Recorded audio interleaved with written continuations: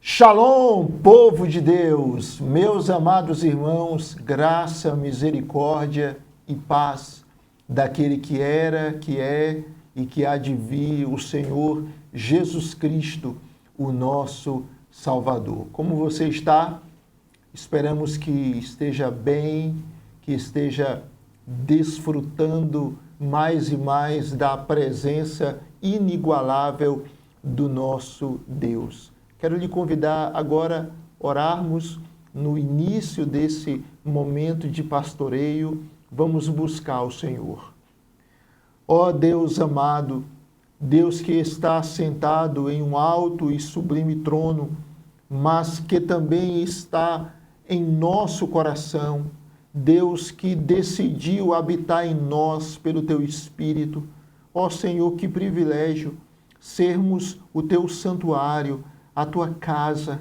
Queremos Te glorificar com todo o nosso ser. Ó Deus, nós Te bendizemos pela obra salvadora de Jesus Cristo, aquele que morreu na cruz para nos dar vida em abundância. Abençoe esse momento de pastoreio, que o nosso coração esteja sensível à Tua voz, que juntos possamos Te bendizer com todo o nosso coração e que o Senhor receba tudo o que nós estamos fazendo aqui. Nós necessitamos completamente da Tua graça. Abençoe-nos, Senhor, em nome de Jesus. Amém e amém. Quero lhe convidar agora a juntos cantarmos ao Senhor, celebrarmos o rochedo da nossa salvação.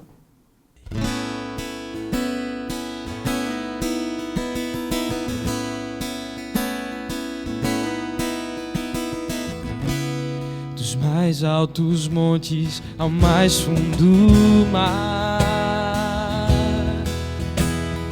a criação revela a Tua glória. Há perfumes e cores em todo lugar. Cada ser entoando uma música, Te adorando. Impossível descrever. Tu chamas cada estrela do céu pelo nome. Tu és tremendo, Deus. Impossível compreender. Maravilhados prostramo-nos diante de Ti. Tu és tremendo, Deus. Quem comanda os relâmpagos e os trovões e dá ordem às chuvas sobre as nações. Quem criou lua e sol e a fonte da luz, fez os dias e as noites e a tudo conduz. Incomparável, impossível descrever. Tu chamas cada estrela do céu pelo nome. Tu és tremendo, Deus. Impossível compreender. Maravilhados prostramo-nos diante de Ti. Tu és tremendo, Deus.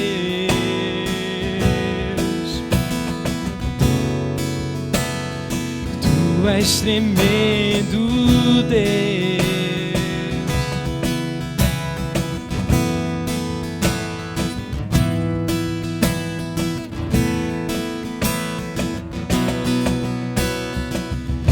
Impossível descrever. Tu Tu chamas cada estrela do céu pelo nome. Tu és tremendo, Deus. Impossível compreender, maravilhados prostramos-nos diante de ti. Tu és tremendo, Deus.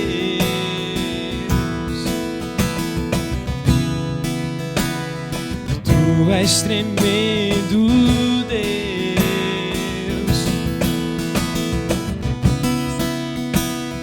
Tu és tremendo, Deus.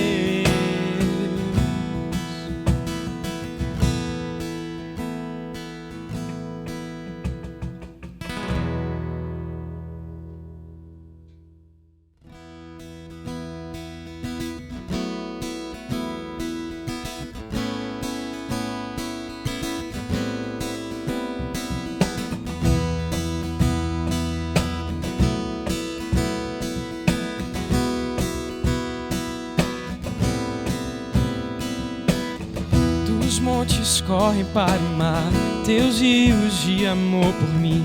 Eu abrirei meu coração, deixando a tua cura entrar. Me alegro por te pertencer, levantarei as minhas mãos. O teu amor me alcança e me faz louvar-te. Cantarei teu amor pra sempre. Cantarei teu amor pra sempre. Cantarei teu amor pra sempre. Cantarei teu amor pra sempre. Dos montes correm para o mar, teus rios de amor por mim. Eu abrirei meu coração, deixando a tua cura entrar. Me alegro por te pertencer, levantarei as minhas mãos. O teu amor me alcança e me faz louvar-te. Cantarei teu amor pra sempre. Cantarei teu amor pra sempre. Cantarei teu amor pra sempre. Cantarei teu amor pra sempre. Meu coração exulta, com alegria eu canto. Quando o mundo conhecer a ti, e ele se encherá com a tua alegria. Cantarei teu amor pra sempre. Cantarei teu amor pra sempre. Cantarei teu amor pra sempre. Cantarei teu amor pra sempre. Meu coração exulta, com alegria eu canto. Quando o mundo conhecer a ti, e ele se encherá com a tua alegria. Cantarei teu amor pra sempre. Cantarei teu amor pra sempre. Cantarei teu amor pra sempre. Cantarei teu amor pra sempre. Cantarei teu amor pra sempre. Cantarei teu amor pra sempre. Cantarei teu amor pra sempre. Cantarei teu amor pra sempre. Meus amados irmãos, hoje nós vamos meditar ainda no primeiro livro das Crônicas, capítulo 21.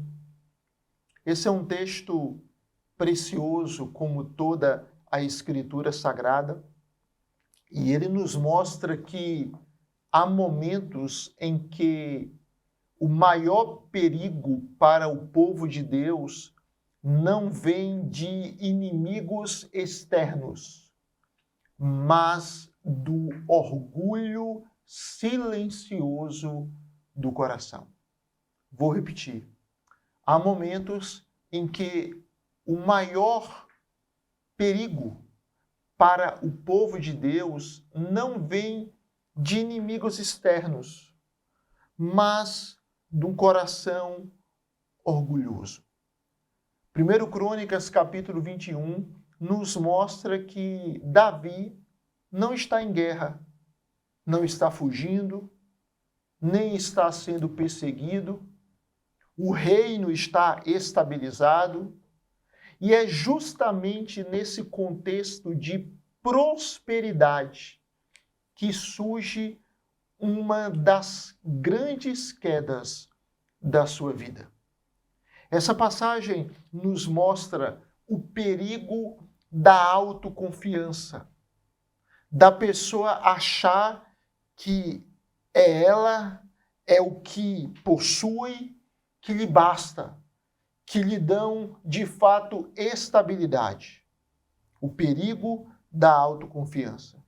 Segundo, essa passagem nos mostra a seriedade do pecado diante de Deus.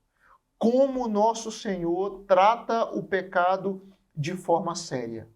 Mas, em terceiro lugar, esse texto nos revela a graça de Deus.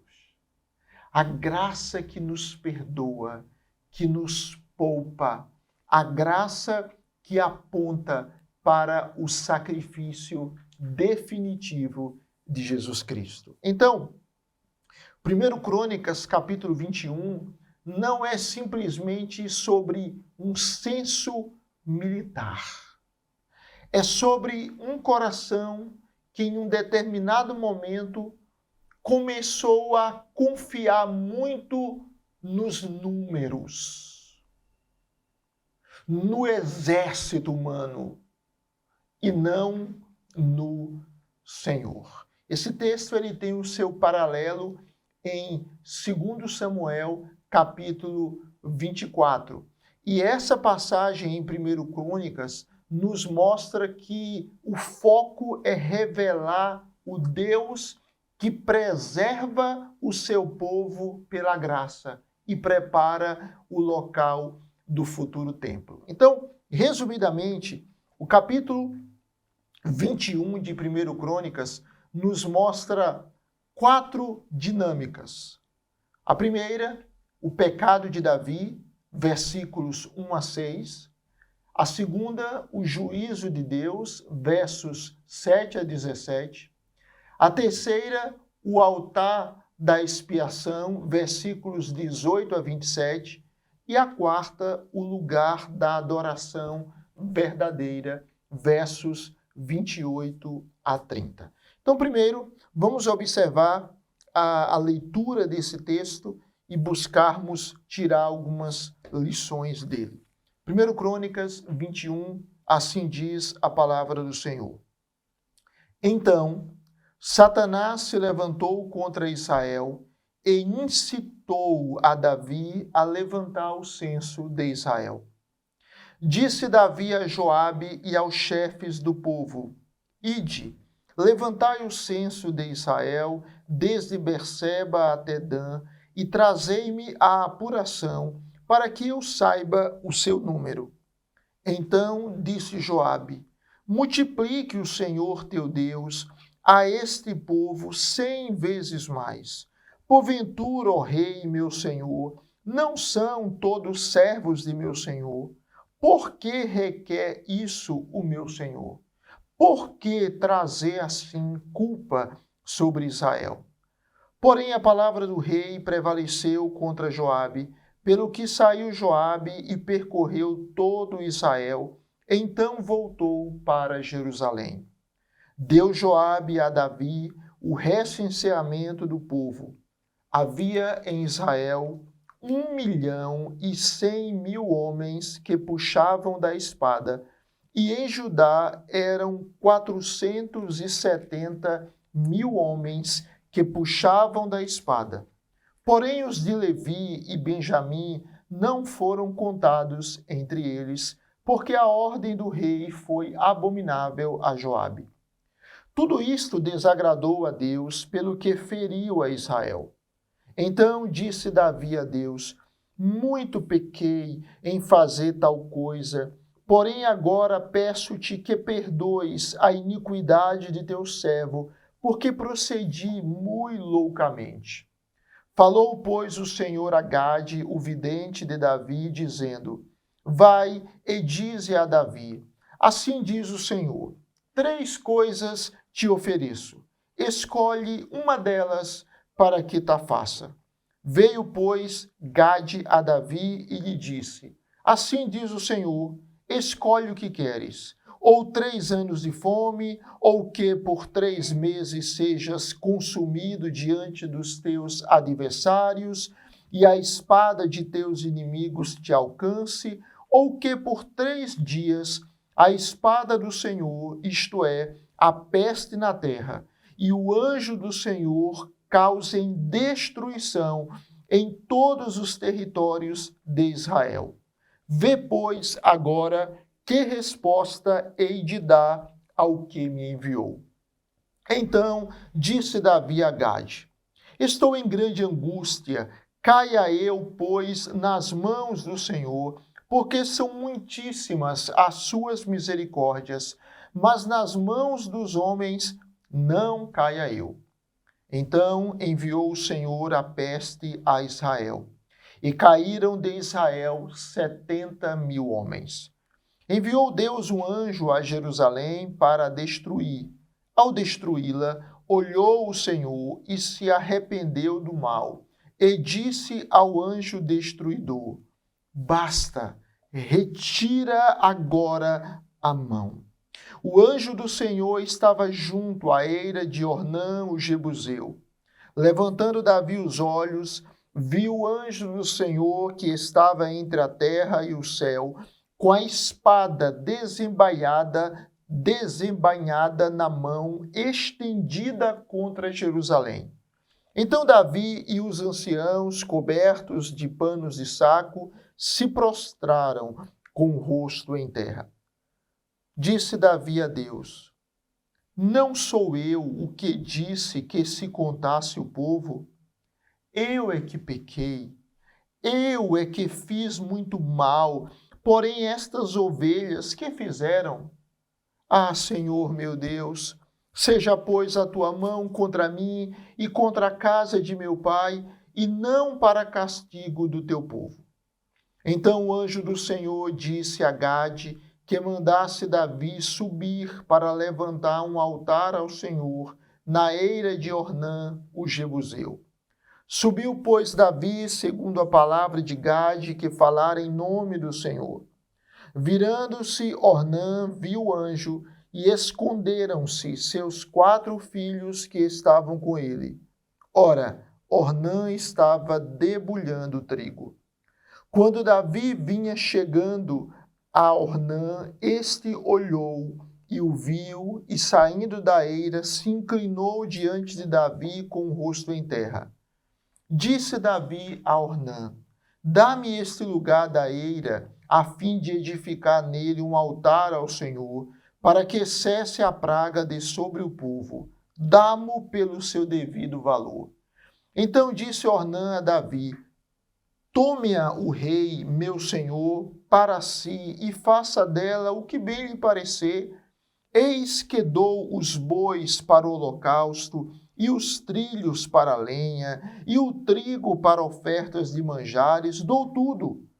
Tornou o rei Davi a Ornã: não, antes pelo seu inteiro valor a quero comprar, porque não tomarei o que é teu para o Senhor, nem oferecerei holocausto que não me custe nada.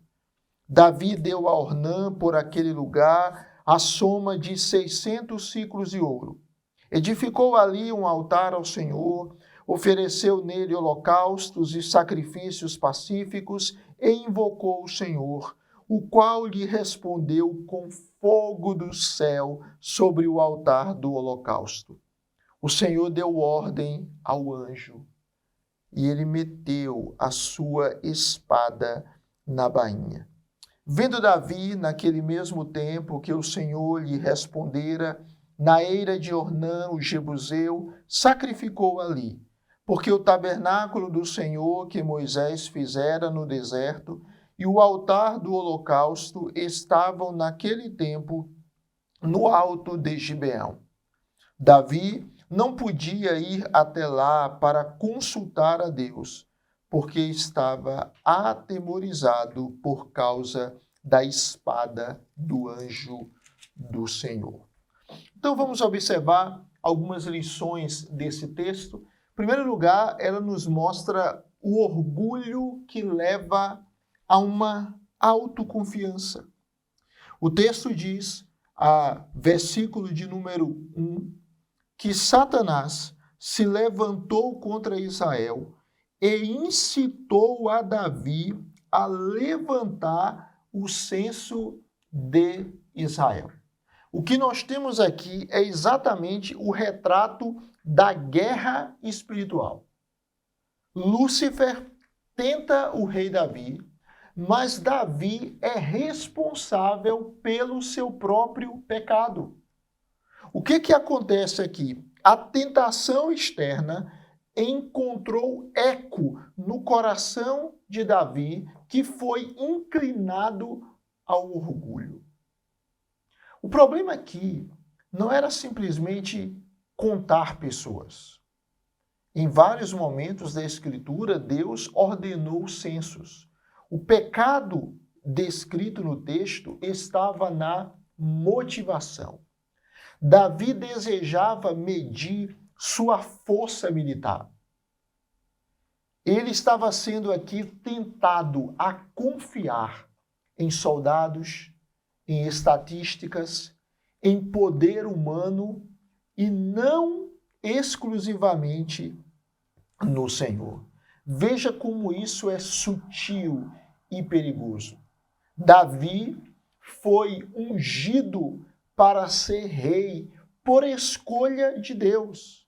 Davi foi exaltado ao trono. Deus lhe deu um exército poderoso. O Senhor lhe concedeu várias vitórias em batalhas e o próprio texto bíblico revela o segredo da vitória. Deus era com ele.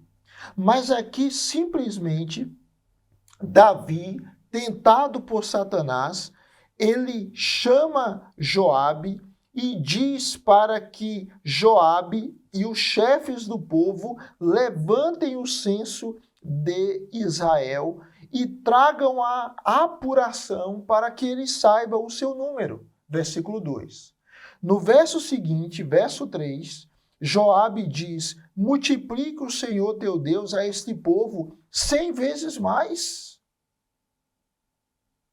E o texto diz na sua parte final, ainda no verso 3, por que requer isso, meu Senhor? Por que trazer assim culpa sobre Israel?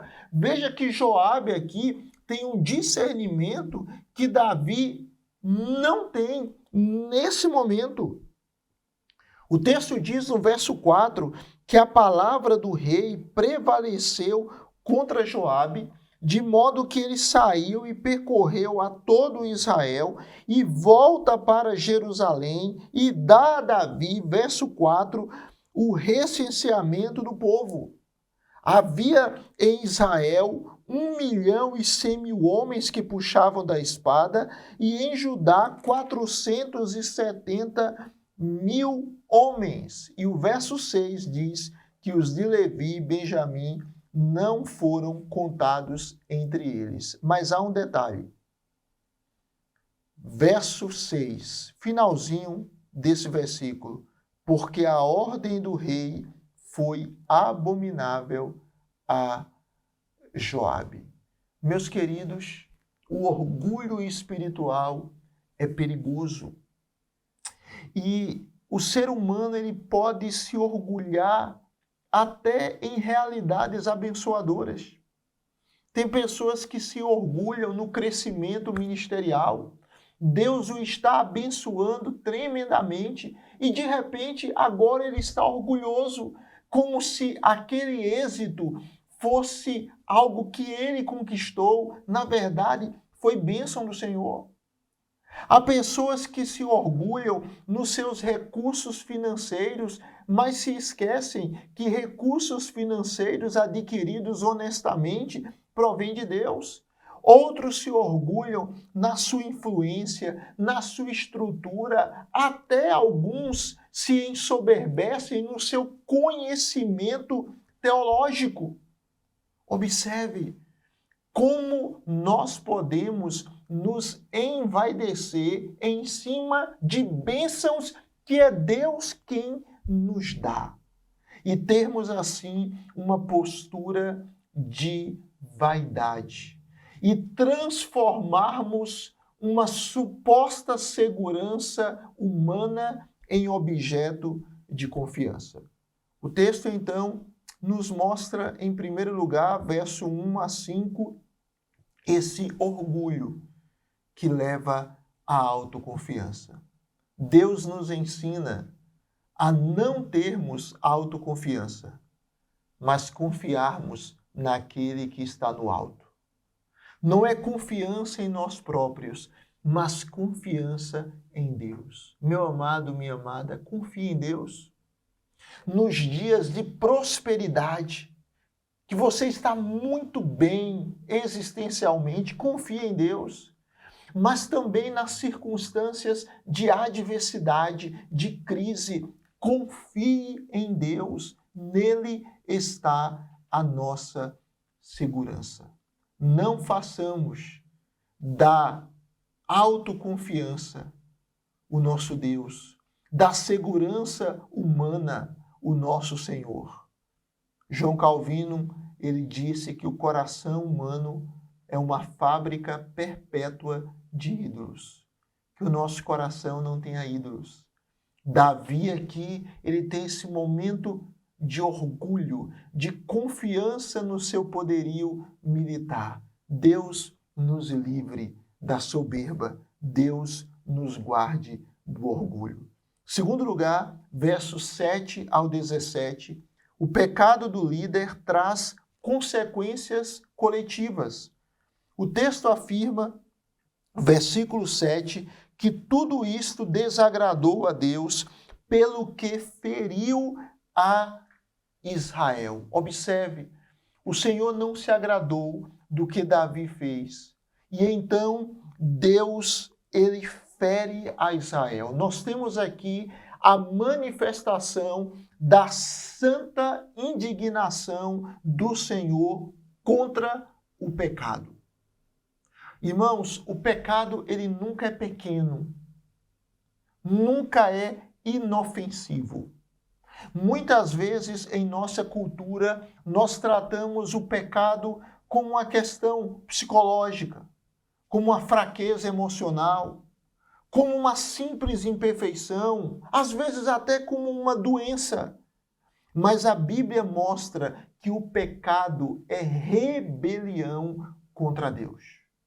O pecado é errar o alvo de Deus, é a não conformidade à lei do Senhor. O pecado é essa independência de Deus. O Senhor, então, envia o profeta Gade com 3 opções de juízo. E Davi, ele poderia escolher fome, derrota militar ou peste.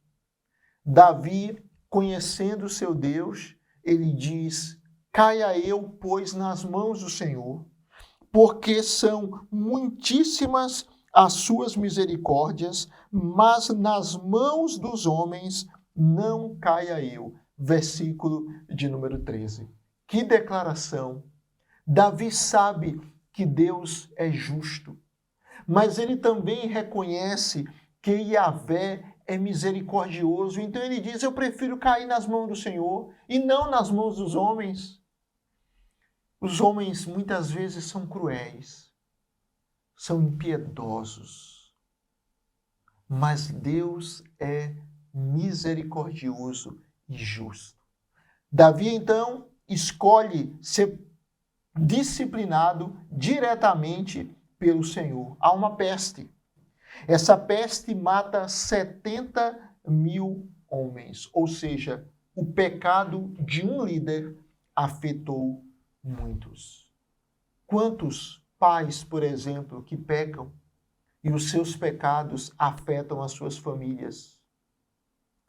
Quantos pastores cujos pecados afetam igrejas ou outros líderes que pecam e isso atinge as igrejas? Governantes que são corruptos e afetam as suas nações. O fato é que o pecado do líder, ele tem um impacto maior e mais. Ninguém peca sem nenhuma implicação. O pecado é algo sério. Meu amado, minha amada, não brinque com o pecado.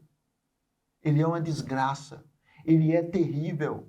Hernandes Dias Lopes afirma que o pecado nos leva mais longe do que nós queremos ir. Ou seja, uma pessoa ela pode planejar o pecado, mas ela não tem como controlar as consequências do seu pecado. Davi, diante daquele grande sofrimento, reconhece o seu pecado. Ele entende que pecou gravemente contra o Senhor. Ele entende que transgrediu a lei de Deus de uma maneira muito clara. Versículo de número 17, Davi diz: eu é que pequei, eu é que fiz muito mal, porém estas ovelhas, que fizeram? Observe, queridos, a importância da confissão e do arrependimento. Deus, ele nos dá novas oportunidades. Não desiste de nós. E aqui nós temos Davi confessando o seu pecado. Chegamos então ao terceiro ponto. A ira de Deus é detida com o altar da expiação. Verso 18 ao 27. O ponto central aqui do capítulo é quando Deus ordena a Davi que levante um altar na eira de Ornã, o Jebuseu. E Ornã oferece gratuitamente tudo a Davi.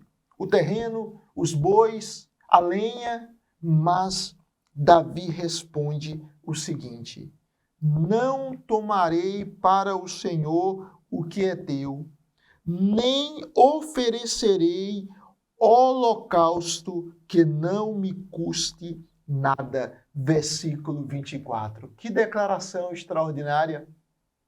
Davi está dizendo o seguinte: cultuar é doar, cultuar é se entregar. Eu não vou oferecer a Deus um culto que não me custe nada. O rei entende que a adoração sem entrega não é adoração verdadeira. Então, ele compra o local, ergue o altar, oferece sacrifícios e o texto diz que o Senhor responde com fogo do céu sobre o altar do holocausto. Versículo de número 26. E no verso 27 afirma que o Senhor deu ordem ao anjo e ele meteu a sua espada na bainha. Ou seja, a ira foi interrompida, o juízo detido, a expiação foi aceita. Deus recebeu o sacrifício que Davi ofereceu. Essa eira de Ornã, ela se tornaria posteriormente o local do templo em Jerusalém. Exatamente ali, séculos depois, sacrifícios seriam continuamente oferecidos até a vinda do verdadeiro Cordeiro. Salomão, o filho de Davi, construiu o templo para o Senhor. E durante anos e anos, sacrifícios foram efetuados ali até a destruição daquele templo por Nabucodonosor. E aqueles sacrifícios apontavam para Jesus Cristo. Então esse texto aqui, ele aponta para Cristo. Essa passagem nos mostra que nós pecamos, que nós temos uma tendência ao orgulho, à autossuficiência, e que o nosso pecado, ele merece o juízo de Deus. O nosso pecado gera morte, o salário do pecado é a morte. Mas, ao mesmo tempo, esse texto nos revela que Deus é gracioso. E que assim como Davi ofereceu um sacrifício, pelo qual a ira do Senhor foi aplacada, anos depois, o descendente de Davi, Jesus Cristo, na cruz, ofereceu um sacrifício. Na cruz, a justiça de Deus foi satisfeita, a ira do Senhor foi derramada, Cristo levou o nosso pecado na cruz. Ali, a graça triunfou sobre pecadores arrependidos. Ou seja, Cristo sofreu vicariamente em favor do seu povo. Cristo morreu em nosso lugar. Irmãos, isso é maravilhoso. Sabermos que em Cristo nós temos vida, que em Cristo nós não iremos para o inferno. John Stott diz: a essência do pecado é o homem substituir Deus. A essência da salvação é Deus substituir o homem. Lá na cruz, o juízo de Deus foi sobre seu Filho. Imagine, o Santo de Deus sofrer por causa do nosso pecado, a ponto de dizer: Deus meu, por que me desamparaste?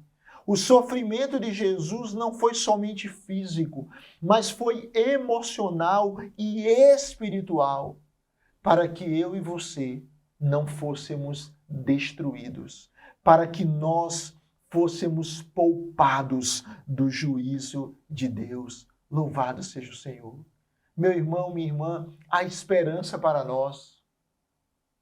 Há Deus para a nossa vida. Há graça que nos restaura. Se nós estamos em Cristo, nós estamos caminhando não para o caos, não para a destruição, mas para a glória eterna. Louvado seja o Senhor, o nosso Salvador, o Cordeiro de Deus, morreu na cruz e Ele tira o nosso pecado. E o texto termina do verso 28 ao verso 30, mostrando o lugar da adoração verdadeira. Aquele lugar ali do sacrifício oferecido por Davi se tornou central para a adoração em Israel. O lugar da dor transformou-se no lugar do encontro com Deus. Que bênção! No mesmo ambiente da dor, Deus se manifestou trazendo graça. Isso é maravilhoso, irmãos. Ali Davi estava oferecendo um sacrifício. Estava oferecendo a Deus um culto. Em um momento de grande dor, ele se sentindo culpado pelo seu pecado que afetou milhares de pessoas. Mas naquele mesmo lugar, Deus derramou favor. Deus frequentemente transforma quedas em arrependimento, disciplina em santidade, lágrimas em maturidade espiritual. O verso 28 diz que, vendo Davi naquele mesmo tempo que o Senhor lhe respondera na eira de Ornã, o jebuseu sacrificou ali. Porque o tabernáculo do Senhor, verso 29, que Moisés fizera no deserto, e o altar do holocausto estavam naquele tempo no alto de Gibeão. Verso 30, Davi não podia ir até lá para consultar a Deus, porque estava atemorizado por causa da espada do anjo do Senhor. Veja, o pecado de Davi foi terrível, mas a graça de Deus foi maior. Escute, o nosso pecado é terrível. E nós precisamos sentir o nosso pecado. Entender que ele afeta a Deus. Que é uma transgressão, antes de tudo, contra Deus. O pecado é terrível. Mas onde abundou o pecado, diz o apóstolo Paulo, superabundou a graça. Eu queria caminhar para o final. Cuidado. Cuidado, meu irmão, minha irmã, com orgulho, com a autoconfiança, com a independência de Deus. Eu digo, isso é sutil. Por quê? Porque alguém pode dizer, não, eu dependo totalmente do Senhor, mas ele não ora, ele não lê a Bíblia, ele não adora, mas diz que depende de Deus.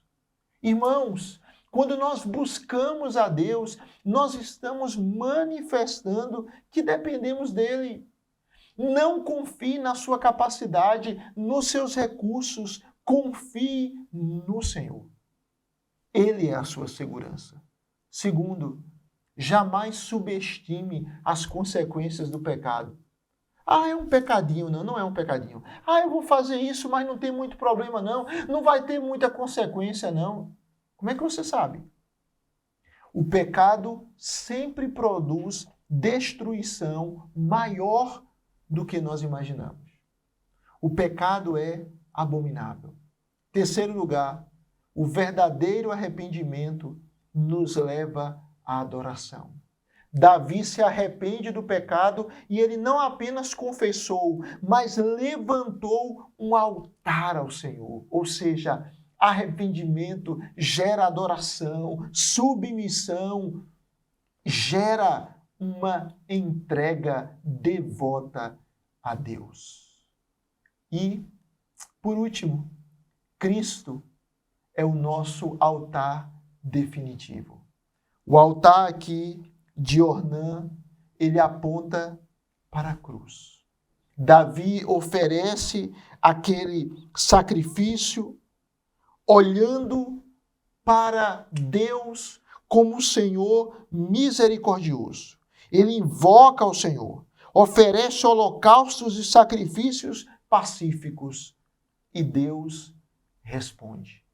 Assim também, em Cristo Jesus, nós temos resposta. Por causa da obra de Cristo, os nossos pecados são perdoados. Ou seja, nossa esperança não está na força humana, nem em números, nem em mérito pessoal, nem em religiosidade. A nossa esperança está em Jesus Cristo, crucificado, ressurreto, assentado à destra do Pai e que um dia voltará para nos buscar. Imagine a cena. O anjo com a espada desembaiada. Jerusalém sob juízo. Davi prostrado, o altar erguido, o fogo caindo do céu e a ira sendo interrompida. Essa é a história do Evangelho. Nós merecíamos a espada do juízo, mas Deus providenciou um altar, um sacrifício, um substituto, Jesus Cristo. E em Jesus Cristo, a espada do juízo foi satisfeita. Em Jesus Cristo, a morte foi morta. Em Jesus Cristo, nós temos vitória. Que não confiemos nos nossos recursos, na nossa força, nos nossos números, mas que confiemos no Senhor, Criador dos céus e da terra e nosso Salvador. Confie no Senhor. Talvez alguns pensem, eu não sou tão pecador assim. Você é, eu sou. Confie na graça de Deus. Talvez outros avaliem, eu pequei demais, não tem saída para mim. Há saída para você. Há perdão para você. Não há pecado ou culpa que Deus não possa perdoar. Jesus morreu na cruz para lhe dar uma nova vida. Às vezes a gente vive situações que nós avaliamos como insolucionáveis. Não há saída. Mas Deus tem solução para nós. Deus tem começo para você. Deus tem restauração para você. Deus tem perdão, tem cura, tem amor para nos dar na pessoa de Jesus. Vamos orar? Senhor, obrigado por esse momento aqui. Queremos te pedir que tu apliques a tua palavra ao nosso coração. E que possamos, ó Deus, confiar somente no Senhor e depender completamente da tua graça. Obrigado por Jesus Cristo, que morreu naquela cruz, que se fez maldito por nós, para que sejamos eternamente abençoados. Oramos pela tua bênção sobre o teu povo. Oramos, ó Deus, por salvação para os perdidos.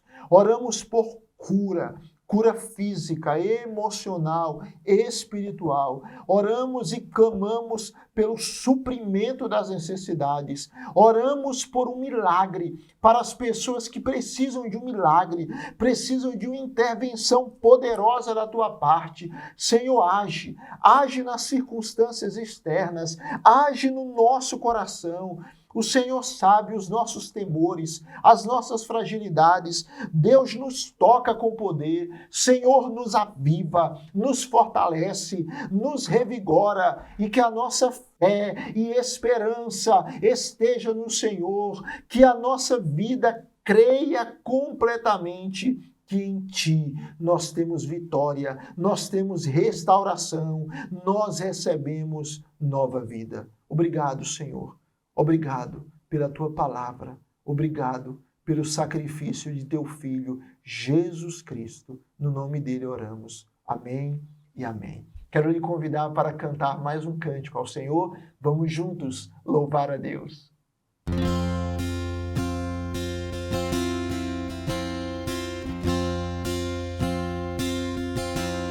Tu és o Deus que sacia o deserto do coração, em quem devo confiar, a ti me apego. És o auxílio e a sombra de tuas asas descansarei. Pela tua forte mão estou seguro, de todo coração desejo contemplar a tua força, a tua glória e o teu poder.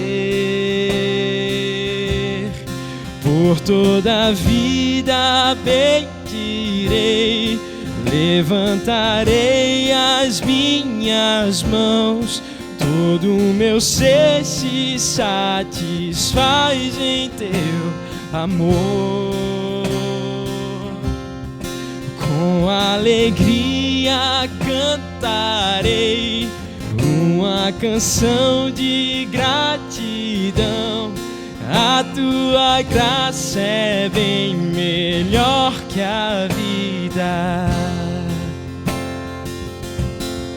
De todo coração desejo contemplar a tua força, a tua glória e o teu poder. De todo coração desejo contemplar a tua força, a tua glória e o teu poder. Por toda a vida bendirei, levantarei as minhas mãos, todo o meu ser se satisfaz em teu amor. com alegria cantarei uma canção de gratidão. A tua graça é bem melhor que a vida. Como terra seca minha alma está, clamo pela água viva, tu podes dar. Mesmo quando a escuridão enfim me alcançar, sei que não sou de mim mesmo. Cristo é tudo o que tenho.